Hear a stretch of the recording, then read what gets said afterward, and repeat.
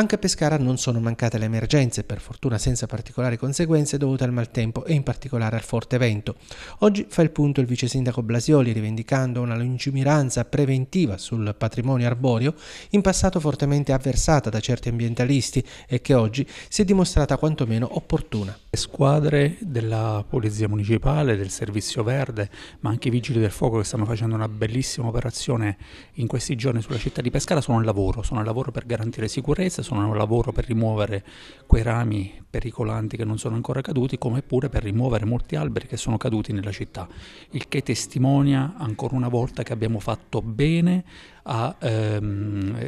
studiare, diciamo, la pericolosità degli alberi e nel caso in cui appunto risultavano in categoria D, cioè quelli più pericolosi, anche ad abbatterli, naturalmente prevedendo la loro sostituzione. Questo già prima dell'ondata di maltempo era stato fatto e già prima di questa ondata di maltempo sono stati messi in programma altre 1075 alberi da valutare da un punto di vista statico e nel caso anche di prevedere la loro sostituzione. È un'operazione che va fatta, che anche altre città d'Italia fanno, che la città di Pescara non aveva mai fatto, che ha cominciato anche destando un po' di polemiche, ma che sicuramente sono dirette a salvaguardare la sicurezza e l'incolumità dei cittadini.